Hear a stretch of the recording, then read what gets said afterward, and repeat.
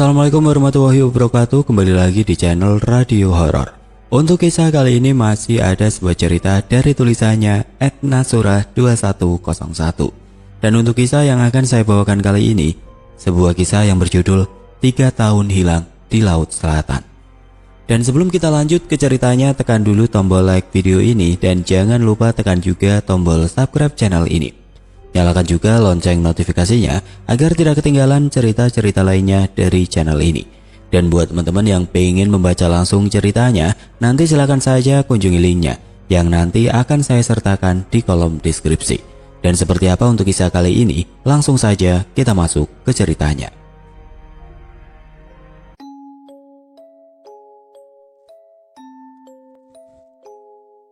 Disclaimer, mohon bijak menyikapi kisah ini. Karena kisah ini ditulis hanya untuk menghibur. Seluruh nama tokoh dan tempat kejadian kami samarkan untuk menjaga privasi narasumber dari cerita ini. Kisah ini terjadi 27 tahun yang lalu. Lapor komandan, seorang pemuda hilang terseret ombak di pantai selatan. Dirijo yang menjadi anggota tim SAR di wilayahnya memberi laporan kepada komandannya. Siap meluncur dengan segenap pasukan, balas komandan tegas. Tidak berselang lama beberapa orang anggota tim SAR telah diterjunkan untuk mencari pemuda yang hilang tersebut. Sehari sebelumnya, serombongan pemuda sedang asik bermain di pantai selatan. Samsi, Musoman, Trisno, Aris, dan Kamdun, serta Sudar. Nama terakhir adalah nama korban yang hilang terseret ombak. Suasana pantai agak sepi, hanya beberapa turis lokal saja yang terlihat. Hampir sore tetapi kelima pemuda itu masih asik bermain ombak. Pergi, minggir dar, teriak Trisno mengingatkan Sudar yang berdiri tidak jauh darinya. Sembari Trisno menyeret tangan Sudar yang masih saja bengong dengan tatapan kosong. Sekilas ia seperti sedang terpukau oleh sesuatu. Jika diamati dari jauh, orang akan mengira dia terpana oleh ombak yang sedang bergulung-gulung. Memang pemandangan pantai selatan selalu memanjakan dan membuat mata terpukau. Sayangnya tangan Sudar terlepas dari cengkraman Trisno karena memang licin. Tangan keduanya memang dalam keadaan basah. Tiba-tiba ombak besar menggulung Sudar dan Sudar lenyap seketika terbawa ombak yang kemudian menghilang. Trisno yang belum menyadari bahwa tangan Sudar terlepas terus berlari ke daratan. Sedangkan teman-teman yang lain yang berada di daratan tidak menyaksikan kejadian itu, sebab mereka sedang rebahan di pasir putih. Trisno yang kemudian menyadari bahwa sahabatnya tidak bersamanya langsung histeris. Itu Sudar, teriak Trisno ketakutan tergagap memanggil ketiga temannya yang lain. Ada apa? Tanya Samsi yang langsung berdiri lalu berlari tergopoh menghampiri Trisno. Disusul Musoman serta Aris. Ada apa Tris? Tanya Kamdun. Sudar. Trisno masih histeris. Jari telunjuknya menunjuk ke arah laut, sedang sorot matanya tampak linglung. Sudar kenapa? Musoman bertanya dengan nada agak keras. Semua temannya sudah berdiri mengerumuninya, masih belum menyadari bahwa Sudar sudah hilang terbawa ombak. Sudar kegulung ombak tengah, jawab Trisno terbata. Semua temannya langsung lemas seketika, seolah tidak punya kekuatan. Mereka langsung jatuh bersimpu dengan kaki gemeteran tanpa bisa berkata-kata lagi. Semua diam bagaikan patung, membeku, merinding gemeteran, takut dan tidak tahu harus berbuat apa. Entah berapa lama mereka diam membeku saat sampai seseorang menegur mereka, membangunkan mereka dari kebekuan. Ada apa? Kenapa kalian? Tanya seorang bapak-bapak sambil menepuk pundak salah satu dari mereka. Mereka langsung histeris, menangis, sedih, diselimuti ketakutan langsung pecah. Menggema memenuhi pesisir yang memang sudah sepi. Teman saya terseret ombak, Pak, sahut Aris sambil menyeka air matanya. Sementara yang lain masih melongo menangis seperti anak kecil. Astagfirullah, innalillahi, sahut sang bapak tua, kaget bukan kepala. Ayo, kalian ikut aku, laporan ke keamanan. Bapak tua mengajak mereka untuk melapor kejadian, membantu membawa perbekalan mereka dan melaporkan kejadiannya. Kronologinya bagaimana? Tanya seorang petugas keamanan pantai. Kami datang berenam. Tadi 4 tiduran di pasir pantai dan saya sama Sudar berenang. Karena asik berenang, Kami tidak sadar bahwa kami berenang agak jauh ke tengah laut. Tapi saat menyadari bahwa kami berenang terlalu jauh, kami segera menepi, tidak terlalu jauh dari pantai. Saat kami asik bermain air, kami menyadari suara gemuruh pertanda bahwa ombak akan datang. Saya yang pertama kali menyadari bahwa sepertinya akan ada ombak yang lebih besar dari sebelumnya. Saya berdiri mematung menajamkan pendengaran. Sudar pun mengikuti apa yang saya lakukan. Akhirnya waktu itu hanya selutut. Kami bermain kembali saat kami yakin dugaan kami salah. Tapi tiba-tiba ombak datang tidak disangka. Saya yang menyadari duluan langsung berteriak meminta Sudar untuk berlari menjauh. Saat itulah saya menyadari bahwa Sudar sedang bengong. Saya kembali berteriak, tapi Sudar masih saja bengong, seolah tidak mendengar suara saya. Saya langsung menarik tangan Sudar dan menyeretnya membawa Sudar berlari ke daratan. Entahlah, saya begitu yakin bahwa saya masih terus menggenggam tangannya hingga saya sampai ke daratan. Tapi kemudian saya menyadari bahwa Sudar tidak bersama saya. Rupanya ombak besar telah menyapu tubuh Sudar. Saya langsung histeris memanggil teman-teman saya yang sedang rebahan di pasir pantai. Trisno menceritakan kronologi kejadian yang menimpa dirinya dan Sudar. Suaranya parau menahan duka yang mendalam. Saat itu juga keamanan pantai segera mengerahkan semua anggotanya untuk mencari Sudar, tapi nihil. Sudar tidak ditemukan. Akhirnya melaporkan kejadian ini kepada polisi dan polisi mengirim tim SAR untuk membantu pencarian. Mereka menyusur tiap sudut pantai, juga menggunakan kapal untuk menyusur ke lautan di sepanjang pantai. Tapi hasilnya tetap nihil. Malam itu pencarian dihentikan setelah beberapa jam mencari, tapi tidak ditemukan. Selain itu, karena memang sudah sangat larut malam, anak-anak itu akhirnya diantar ke rumah masing-masing oleh petugas keamanan. Polisi yang mengabari keluarga sudah bersama Trisno. Orang tua Sudar tampak mengerutkan kening saat Trisno datang larut malam bersama polisi. Apalagi saat melihat Trisno yang tampak pucat. Perasaan kedua orang tua Sudar sudah tidak nyaman.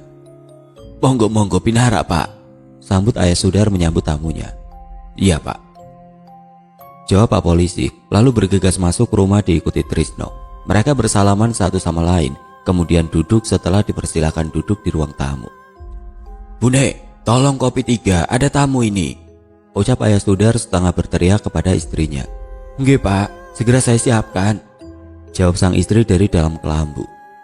Beberapa saat kemudian ibu Sudar tampak membawa nampan berisi kopi 3 gelas bersama makanan ringan. Oh, nak Trisno toh. Loh, lah Sudar mana? Kok nggak bareng pulang sama nak Trisno? Tanya sang ibu sumringah menyambut tamunya. Tapi raut mukanya langsung berubah saat menatap sorot mata Trisno yang berduka. Ada luka dan duka yang dalam menyelimuti sorot mata Trisno yang berkabut. Trisno tidak mampu berkata apa-apa. Ia hanya menatap mata ibu Sudar dengan tatapan yang susah diartikan. Membeku untuk beberapa saat, lalu kembali menunduk. Ibu seolah sudah mampu membaca gelagat bahasa tubuh dari Trisno, apalagi saat matanya beralih pada laki-laki berseragam polisi yang tidak dikenalnya. Tubuh ibu Sudar langsung membeku. Firasat buruk seolah tiba-tiba mengoar, menyelimuti nalarnya. Suaminya, ayah Sudar, yang menyadari istrinya membeku, ia langsung berdiri dan mengambil nampan dari tangan istrinya, lalu menyuguhkan kopi dan makanan ringan kepada tamunya. Monggo, dipersilakan. Maaf, hanya bisa menyuguhkan kopi dan makanan ala kadarnya. Maklum di kampung dan jauh dari pasar, ucap ayah Sudar berbahasa basi. Nggih pak, matur suwun sanget. Mohon maaf bapak ibu, ini malah jadi ngerepoti, balas pak polisi. Enggak pak, cuma air kok, sama sekali nggak ngerepoti, balas ayah Sudar. Sini toh bune, tamunya disalami dan dipersilakan, jangan berdiri saja di situ, tegur ayah Trisno yang menyaksikan istrinya masih mematuk. Seorang ibu memang pikirannya lebih peka, apalagi ini menyangkut anaknya. Ibu Sudar seolah telah tahu bahwa anaknya sedang tidak baik-baik saja. Sementara Trisno masih menunduk dalam. Ia seolah tidak berani mengangkat dagu, takut menatap mata orang tua Sudar. Ia tidak bisa membayangkan reaksi seperti apa yang akan dia hadapi saat kedua orang tua Sudar mengetahui bahwa anaknya sudah hilang. Akhirnya ibu Sudar perlahan mendekat. Ia menyalami pak polisi dan Trisno, lalu duduk di samping suaminya. Sorot matanya penuh tanya. Akhirnya ayah Sudar menyeruput kopinya dan mempersilahkan tamunya untuk meminum kopinya. Pak polisi akhirnya menyeruput kopinya diikuti Trisno. Begini Pak, Bu, maksud kedatangan kami kemari untuk mengabarkan bahwa anak bapak dan ibu saudara Sudar. Sudar kenapa Pak? Kalimat Pak polisi menggantung karena dipotong oleh ibu Sudar yang tampak tidak sabar. Sudar hilang Bu, jawab Trisno pelan. Ia hanya sebentar mengangkat dagu lalu kembali menunduk. Hilang piye maksudmu leh? Tanya ayah Sudar bingung. Saudara Sudar terbawa ombak saat saudara Sudar dan saudara Trisno bermain air di pantai. Ujar Pak polisi menjelaskan lebih lanjut. Ayah Sudar langsung lemas, tampak duka yang dalam disorot matanya. Bibirnya tidak berucap sepatah kata pun. Orang tua ini matanya menerawang jauh, seolah sedang mengembara, mengenang segala memori tentang anak semata wayangnya. Berbeda dengan sang ayah, sang ibu langsung histeris, tangisnya pecah. Ia menangis hingga bahunya terguncang. Kami sudah melakukan pencarian hingga malam ini. Bahkan tim SAR juga kami turunkan, tapi kami belum bisa menemukan saudara Sudar hingga saat ini. Pak polisi kembali menjelaskan. Untuk malam ini pencarian kami hentikan karena sudah larut. Ombak juga semakin tinggi. Kami khawatir justru keselamatan para pencari akan menjadi taruhan jika pencarian kami paksakan untuk diteruskan. Akhirnya kami putuskan untuk menghentikan pencarian sementara waktu untuk malam ini dan akan kami lanjutkan besok pagi Pak. Panjang lebar Pak polisi menjelaskan situasi terupdate dari usaha pencarian yang dilakukan tim SAR dibantu para anggota keamanan dan warga terdekat yang kebetulan tinggal dan berjualan di sekitar pantai. Bagaimana ceritanya anak kami bisa hilang Pak? Tanya bapaknya Sudar kemudian. Tampak duka yang dalam di bola matanya. Kok dadaku rasanya hampa ya? Apa anakku sudah nggak ada? Jadi begini Pak, saudara-saudara dan saudara Trisno sedang berenang di pantai. Saking asiknya bermain, mereka berdua berenang agak jauh ke dalam lautan. Tapi kemudian saudara Sudar dan saudara Trisno menyadari hal ini, lalu kembali menepi dan bermain air tidak jauh dari pantai. Saat ombak datang, saudara Sudar sempat terpaku. Saudara Trisno kemudian meneriakinya agar berlari menjauh. Karena seolah tidak mendengar, akhirnya saudara Trisno menyeret tangan saudara Sudar. Tapi saat saudara Trisno sampai ke daratan, baru menyadari bahwa saudara Sudar tidak bersamanya. Maka saat itulah ia menyadari bahwa saudara Sudar telah terbawa ombak. Panjang lebar Pak polisi menjelaskan. Tampak ayah Sudar mendengarkan dengan seksama setiap detail yang disampaikan oleh Pak polisi. Ibu Sudar masih tampak terisak di samping suaminya. Sedang Trisno masih menunduk. Anak-anak yang baru beranjak remaja ini masih tampak syok dan terguncang. Tubuhnya menggigil dan tampak ringkih. Kami sudah menyampaikan apa yang mesti kami sampaikan. Semoga Bapak dan Ibu diberi hati yang lapang. Mohon yang sabar ya Pak, Bu. Mohon terus berdoa. Kami akan mengusahakan yang terbaik agar saudara Sudar segera ditemukan. Ucap Pak polisi kemudian. Iya Pak, jawab ayah Sudar singkat. Karena malam semakin larut, kami mohon diri. Kami mohon maaf jika ada salah kata. Lanjut Pak polisi. Kemudian langsung berdiri diikuti Trisno, lalu menyalami kedua orang tua Sudar. Trisno saat menyalami ayah Sudar, dia langsung memeluk ayah Sudar dan tangisnya pecah. Ia menangis sejadi-jadinya. Mereka memang dekat. Karena Trisno sering tidur di rumah Sudar, begitupun sebaliknya. Saat tangis Trisno reda, akhirnya mereka meninggalkan rumah Sudar. Trisno diantar pulang ke rumahnya oleh Pak polisi. Pak polisi hanya berbasa-basi sebentar di depan pintu rumah Trisno dengan ayah Trisno. Setelah menjelaskan apa yang terjadi, Pak polisi lalu berpamitan. Trisno tampak masih terguncang. Ayahnya memintanya untuk mandi dan makan, lalu beristirahat. Ditungguinya anaknya untuk makan. Bapak paham apa yang kau rasakan nak, tapi kamu harus tetap makan, ucap sang ayah sambil menaruh teh hangat di meja makan. Trisno tampak malas memasukkan makanan ke mulutnya. Tapi saat menyaksikan luka di sorot mata ayahnya, ia pun makan dengan lahapnya, meski sesungguhnya ia tidak ingin makan. Begitupun teh hangat yang diberikan sang ayah, ia minum. Trisno tidak ingin membuat ayahnya bersedih. Demi mendengar anak dan ayah ribut-ribut di meja makan, sang ibu yang sudah tidur pun terbangun, lalu menghampiri keduanya di meja makan. Saat hendak bertanya sesuatu, ayah Trisno langsung memberi isyarat kepada istrinya agar tidak berucap apapun. Ayah Trisno meletakkan jari telunjuk di depan bibir, Sang ibu mendekat lalu mengelus rambut putranya. Trisno langsung memeluk ibunya dan tangisnya kembali pecah. Maklum, meski sudah beranjak remaja, kadang Trisno masih seperti anak kecil di depan orang tuanya. Ibunya memeluk Trisno sambil terus berusaha menenangkan Trisno. Beberapa kali ayah dan ibu Trisno tampak nyuwuk ubun-ubun putranya. Saat Trisno telah menjadi tenang, kedua orang tua itu membimbing anaknya masuk kamar. Ditungguinya Trisno hingga tertidur. Ayah Trisno meninabubukan Trisno sebagai anak kecil. Dia nembang lagu Jawa dengan irama khas yang jika diresapi adalah doa dan permohonan untuk keselamatan anaknya. Saat Trisno sudah tertidur, orang tuanya meninggalkan di kamarnya. Tapi belum lagi mereka masuk kamar, mereka sendiri. Tiba-tiba Trisno berteriak histeris. Keduanya langsung berbalik ke kamar Trisno. Trisno tampak menggigil sambil meracau tidak jelas. Jangan, ini bukan salahku. Kedua orang tua itu saling pandang. Ibunya meletakkan telapak tangannya di kening Trisno. Panas sekali, Pak, ucap sang ibu panik. Ayahnya tampak mendekat lalu melakukan hal yang sama, yaitu meletakkan kedua tangan di kening Trisno. Iya, Bu, kau benar, panas sekali tubuhnya, ucap ayah Trisno. Tanpa dikomando, istrinya berlari ke dapur lalu kembali dengan mangkok berisi air dan handuk, lalu mengulurkan kepala ayah Trisno. Kemudian sang ayah mulai mengompres kening Trisno. Hampir semalam ayah dan ibu Trisno menunggui anaknya sambil terus bergantian mengompres anaknya. Panas badan Trisno tidak pernah stabil. Sebentar dingin tapi sebentar kemudian berubah. Panasnya kembali tinggi. Anak itu terus mengigau gak jelas hingga azan subuh berkumandang. Sesaat setelah azan subuh berkumandang, Trisno baru bisa tenang. Ia tampak tertidur pulas bahkan tidak lagi mengigau. Ibu dan ayahnya tampak lega.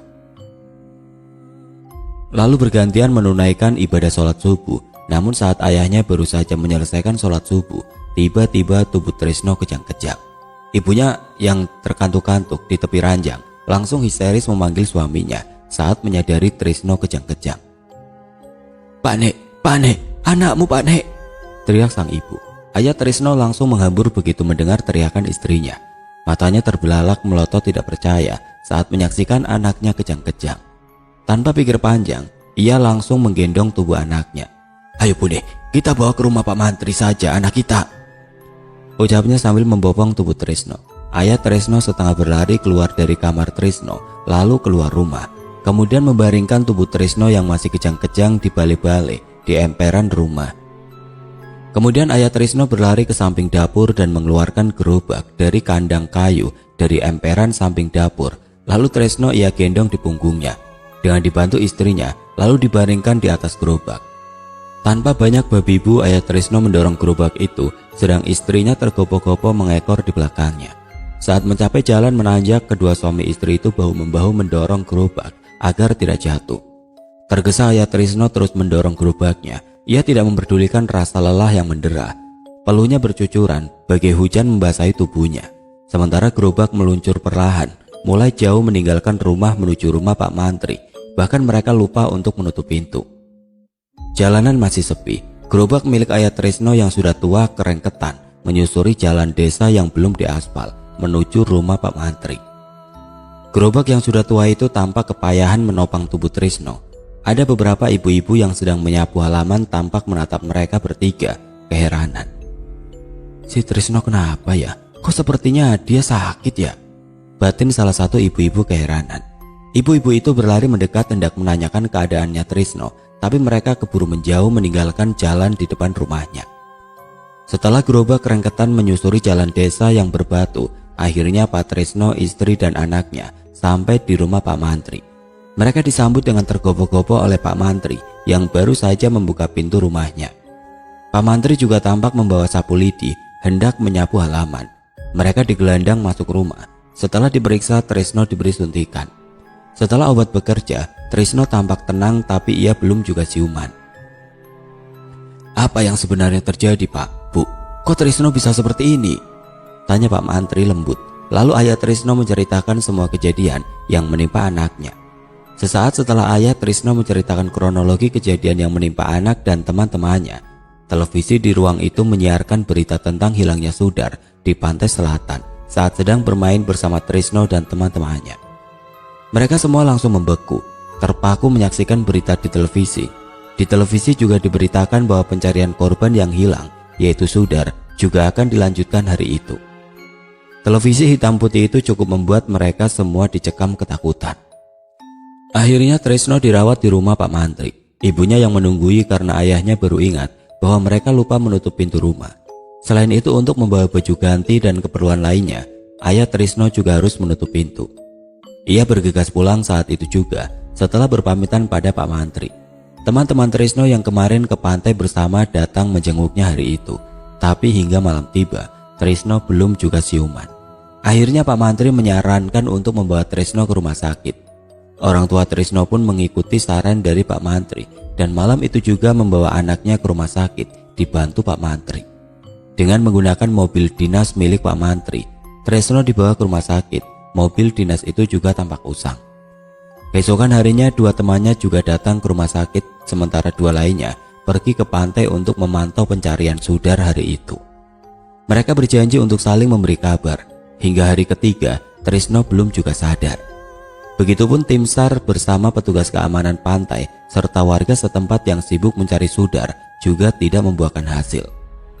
Pencarian juga dihentikan sementara untuk kemudian dilanjutkan di hari keempat.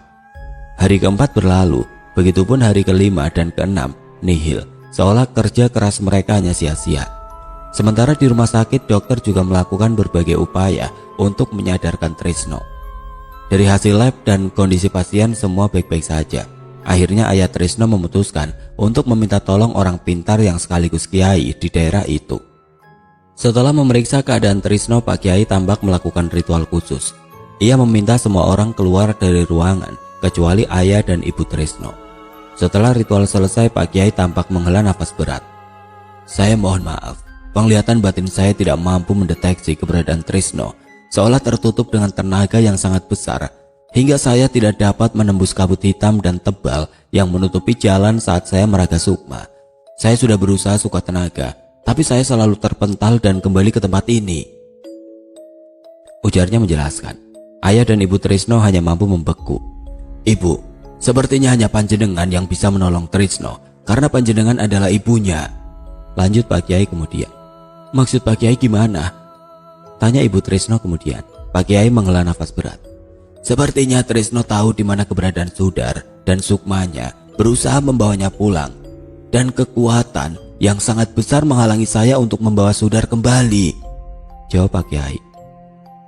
"Jika ada yang bisa saya lakukan, saya mohon petunjuk Pak Kiai," ujar sang ibu penuh harap. "Apa ibu yakin?" tanya Pak Kiai ragu-ragu. "Saya yakin Pak Kiai. Dia anak saya satu-satunya. Saya akan melakukan apapun demi membawa anak saya kembali," ujar sang ibu berusaha meyakinkan Pak Kiai. "Baiklah kalau begitu," jawab Pak Kiai. "Pak, saya memerlukan pupus daun pisang emas dan sapu gerang," ucap Pak Kiai kemudian. Ucapannya ditunjukkan kepada ayah Trisno. Sapu gerang adalah sapu lidi yang sudah lama dipakai hingga batang lidinya menjadi pendek dan tampak usang. "Baik Pak," jawab ayah Trisno sebagai pertanda kesanggupan atas permintaan Pak Kiai. "Oh ya Pak, sepertinya kita tidak bisa melakukan ritual ini di sini. Kita mesti bawa Trisno pulang," ujar Pak Kiai selanjutnya. "Tapi bagaimana kita menyampaikan ke dokter Pak?" jawab ayah Trisno bingung. "Biar saya saja yang bicara sama dokter. Toh hasil lab dan dari keterangan dokter Trisno baik-baik saja," ucap Pak Kiai. Akhirnya ayah Trisno dan Pak Kiai menemui dokter bersama-sama. Malam itu juga Trisno dibawa pulang setelah mereka diminta menandatangani beberapa berkas, termasuk berkas yang menyatakan jika terjadi apa-apa terhadap Trisno setelah keluar dari rumah sakit, bukan lagi tanggung jawab pihak rumah sakit, karena keluarga Trisno yang memaksa membawa pasien pulang. Pertama yang dilakukan Pak Kiai begitu sampai rumah Trisno adalah membuat beras kuning. Lalu beras kuning itu dipakainya untuk memagari pekarangan rumah Trisno. Ayah Trisno diminta untuk menaburkan beras kuning mengitari pekarangan rumah mereka. Lalu malam itu, ibu Trisno diminta untuk berbaring di depan pintu rumah beralaskan daun pisang emas dan bantalan sapu gerang. "Ingat ya Bu, ibu tidak boleh tertidur. Ibu harus terus membaca doa yang saya ajarkan tadi," ucap Pak Kiai memberi pesan kepada ibu Trisno. "Nggih Pak," jawab ibu Trisno singkat. "Apa ibu masih hafal doanya?" Masih Pak, jawab Ibu Trisno tegas. Begitulah akhirnya semua sudah di pos-posnya masing-masing sesuai petunjuk Pak Kiai. Sementara keempat teman Trisno yang juga datang malam itu, yaitu Samsi, Musoman, Aris, dan Kamdun, diminta menjaga Trisno di kamarnya. Pak Kiai dan Ayah Trisno berjaga di depan rumah. Mereka duduk di emperan rumah di balik-balik. Keduanya tidak banyak mengobrol. Sementara ibu jari Pak Kiai terus bergerak dari satu ruas jari ke ruas jari lainnya. Rupanya Pak Kiai sedang berzikir membaca doa untuk mereka semua. Pagi harinya saat azan berkumandang dari dalam kamar Trisno, anak-anak tampak histeris. Pak Kiai dan Ayah Trisno langsung meloncat dari balik-balik tempat mereka duduk. Tanpa pakai sendal, mereka berdua langsung masuk rumah. Saat melewati pintu, jantung Pak Kiai menjadi was-was karena Ibu Trisno tampak tertidur pulas. Bahkan ia mendengar anak-anak yang histeris. Saat mereka sampai kamar, mereka mendapat kejutan yang lebih besar. Trisno tidak ada di kamarnya. Waktu itu mereka masih berpikir positif. Mereka pikir Trisno terbangun lalu ke kamar mandi sendirian karena tidak ingin mengganggu teman-temannya yang tertidur. Namun saat semua tempat di rumah itu sudah mereka periksa, hasilnya nihil. Trisno tidak ada dimanapun. Ada hal lain yang tidak mereka sadari. Saat mereka sibuk mencari Trisno, ibunya Trisno tiba-tiba bangkit. Tubuhnya mirip mayat ketimbang manusia, tatapannya kosong. Ia kemudian berjalan meninggalkan pekarangan rumah dan berjalan menuju pantai selatan. Kakinya nyeker tanpa alas kaki. Ia berpapasan dengan beberapa ibu-ibu dan warga setempat yang mengenalnya, yang sebagian sedang berangkat ke masjid untuk jamaah sholat subuh. Ada juga yang sedang berangkat ke pasar. Tapi saat ibu-ibu menyapanya, Ibu Trisno tidak menjawab. Ia terus saja lurus. Kenapa ya? Ibunya Trisno kok nggak menjawab sapaanku? Batin si ibu bingung. Aku punya salah apa ya? Ia menatap Ibu Trisno dengan tatapan penuh tanda tanya. Lah, itu nggak pakai sendal pagi-pagi mau kemana ya? Batinnya lagi masih menatap punggung Ibu Trisno yang berjalan menjauh hingga akhirnya hilang di antara kabut pagi. Kampung tempat tinggal Trisno memang masih berkabut kalau pagi. Si ibu akhirnya bergegas pergi ke masjid saat mendengar suara iqomat dari masjid, menyisakan tanda tanya di dalam dadanya. Setelah muter-muter mencari Trisno dan ibunya yang tiba-tiba lenyap, akhirnya Pak Kiai, Ayah Trisno dan teman-temannya memutuskan untuk sholat subuh terlebih dahulu sebelum akhirnya melanjutkan pencarian. Hari itu adalah tepat di hari ke-7 Sudar hilang. Kini Trisno dan ibunya juga tiba-tiba menghilang. Setelah menunaikan kewajiban sholat subuh, mereka mulai mencari Trisno dan ibunya ke sudut-sudut kampung. Dari keterangan ibu-ibu yang berpapasan dengan Ibu Trisno, akhirnya mereka mengarahkan pencarian ke arah pantai selatan. Namun hingga tengah hari, mereka tidak menemukan mereka berdua. Baik Trisno maupun ibunya tidak ditemukan. Padahal mereka mencari dibantu warga setempat yang bersimpati ketika mendengar cerita bahwa Trisno dan ibunya juga ikut hilang. Sementara tim SAR dibantu oleh tim keamanan laut dan warga setempat masih mencari Sudar hingga hari itu. Banyak sekali kapal dikerahkan ke tengah lautan, sekitaran pantai tempat Sudar dan teman-temannya bermain. Hingga malam tiba, mereka tidak menemukan Sudar. Akhirnya mereka memutuskan untuk menghentikan pencarian. Sebuah kapal yang terapung di tengah laut milik salah satu warga yang ikut membantu mencari Sudar tiba-tiba menangkap sebuah gerakan yang tidak lazim saat mereka hendak menepi. Posisinya tidak terlalu jauh dari pantai tempat Sudar digulung ombak. Pemilik perahu memekik memberi perintah, "Arahkan senter kalian ke sana." Pekiknya memberi perintah kepada teman-temannya sambil ia sendiri mengarahkan senternya ke satu arah yang ia curigai ada gerakan yang mencurigakan. Akhirnya teman-temannya tanpa diperintah 2 kali langsung mengarahkan senternya ke arah yang sama. Alhasil ternyata benar. Ada seseorang yang hampir tenggelam sedang berusaha berenang ke tepian. Mereka pun tanpa dikomando langsung meloncat ke air. Mereka berhasil menolong orang yang hampir tenggelam lalu membawanya naik ke kapal. Betapa terkejutnya mereka saat menyadari siapa yang dibawa ke kapal. Ternyata itu adalah Trisno dan ibunya. Mereka mengenali Trisno karena mereka melihat foto Trisno yang berseliweran di berita. Nama Trisno selalu dikait-kaitan dengan menghilangnya Sudar. Keduanya berhasil disadarkan oleh bapak-bapak tersebut setelah banyak sekali air yang keluar dari mulut mereka. Mereka berdua pun sadar. Trisno masih tampak linglung, bahkan Trisno belum mengenali ibunya. Sementara ibu Trisno menangis meraung-raung sambil memeluk Trisno. Bapak-bapak yang ada di kapal itu hanya bisa menepuk dada, menatap kepada ibu dan anak tersebut dengan sorot mata terenyuh. Akhirnya, mereka berhasil mencapai daratan dengan selamat. Trisno dan ibunya diantar oleh bapak-bapak tersebut hingga sampai rumah. Ayah Trisno, Pak Kiai dan teman-teman Trisno serta warga sekitar rumah Trisno yang sudah berputus asa. Karena mereka mengira Trisno dan ibunya sudah ikut menghilang bersama Sudar, dikagetkan dengan pulangnya Trisno dan ibunya yang diantar oleh bapak-bapak dari kampung sebelah. Dengan tangis penuh sukacita, Trisno disambut oleh ayah, Pak Kiai, teman-teman serta warga yang masih berkumpul di rumah Trisno. Meski Trisno masih tampak linglung dan belum berbicara sepatah kata pun, ayah Trisno tampak lega. Kakek dan neneknya pun juga tampak ada di sana, menangis haru memeluk Trisno dan ibunya. Atas saran warga dan dengan persetujuan Pak Kiai, akhirnya malam itu dilakukan acara doa dan selamatan sebagai tasyukuran bahwa Trisno dan ibunya telah kembali dengan selamat. Berbeda di rumah Trisno, berbeda pula di rumah Sudar. Saat mendapat kabar bahwa pencarian Sudar sudah dihentikan karena tidak membuahkan hasil, maka malam itu juga di rumah Sudar diadakan tahlilan dan selamatan atas meninggalnya Sudar. Acara tahlilan digelar hingga 7 hari berikutnya, kemudian dilanjutkan di hari ke-40, 100 hari, setahun, dan 2 tahun, serta 1000 harinya Sudar. Setelah acara doa malam itu, Trisno berangsur membaik. Meski jarang sekali berbicara, dari mulai malam kedua acara tahlilan di rumah Sudar, Trisno tidak pernah absen. Dia hanya menjawab seperlunya saat ditanya, tapi ia akan langsung bungkam saat ditanya tentang Sudar, dan ia pergi kemana saat ia menghilang di malam itu. Saat acara ritual dilakukan malam itu, di mana ibunya diminta tidur beralaskan daun pisang emas dan berbantal sapu gerang.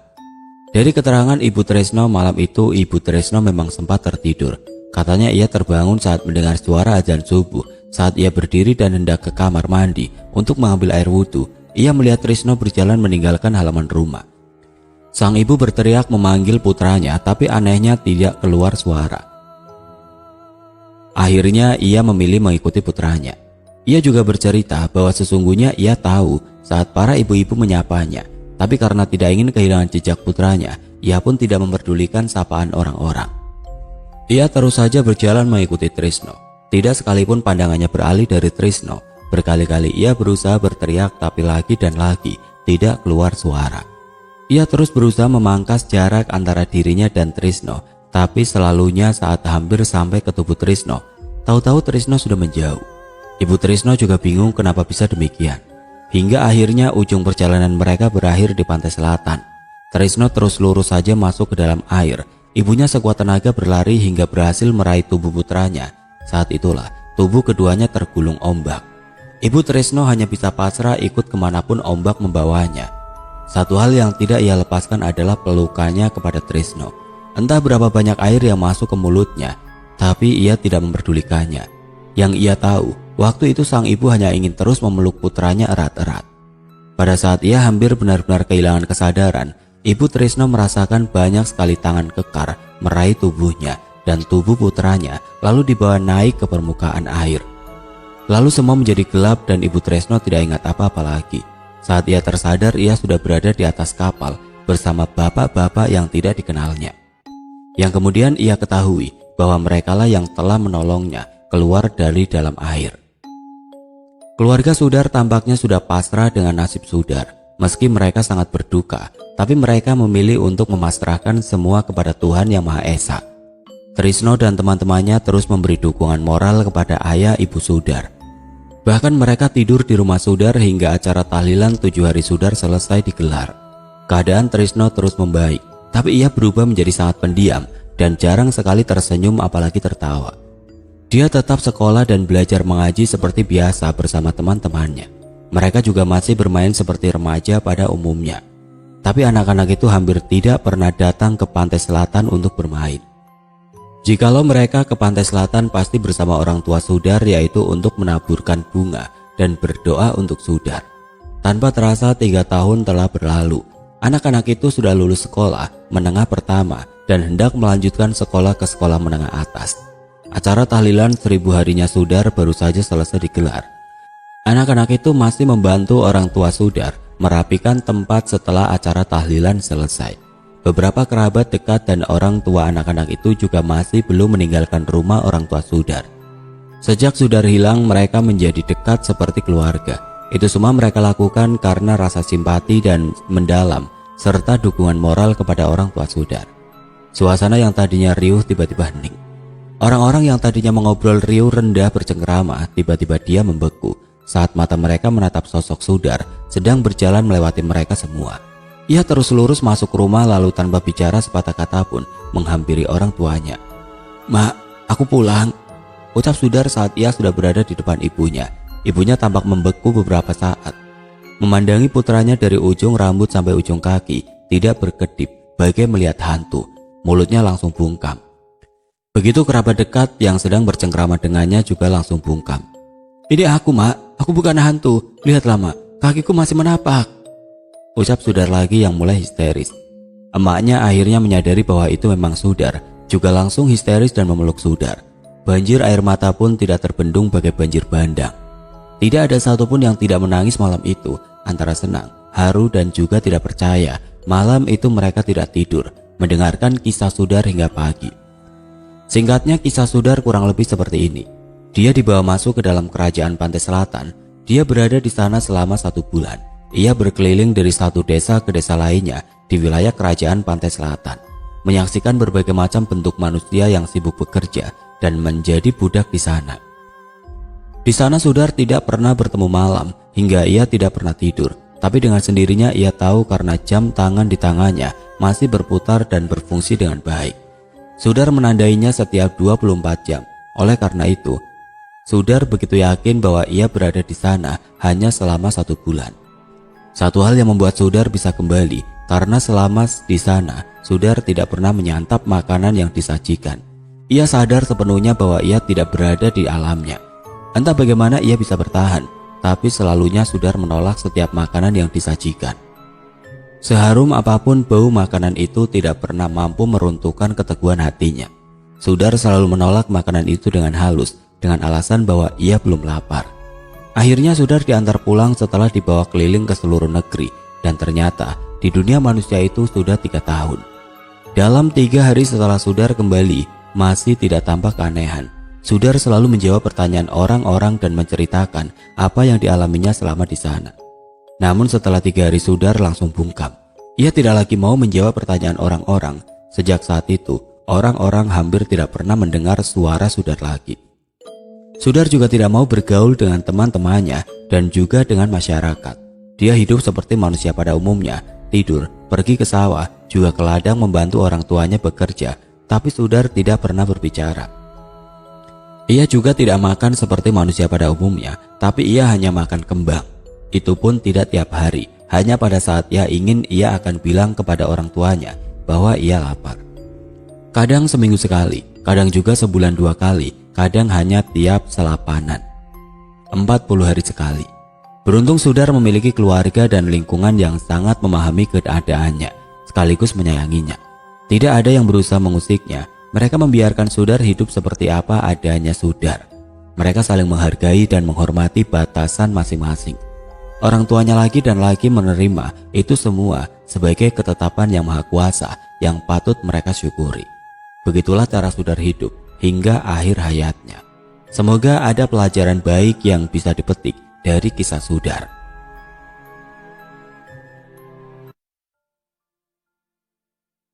Oke teman-teman, sekian untuk kisah kali ini. Bagaimana menurut kalian tentang kisah ini? Tulis komentar kalian di kolom komentar. Dan buat teman-teman yang baru bergabung, jangan lupa untuk like, komen, share, serta subscribe channel ini. Dan nantikan kisah-kisah horor berikutnya tetap di channel Radio Horor.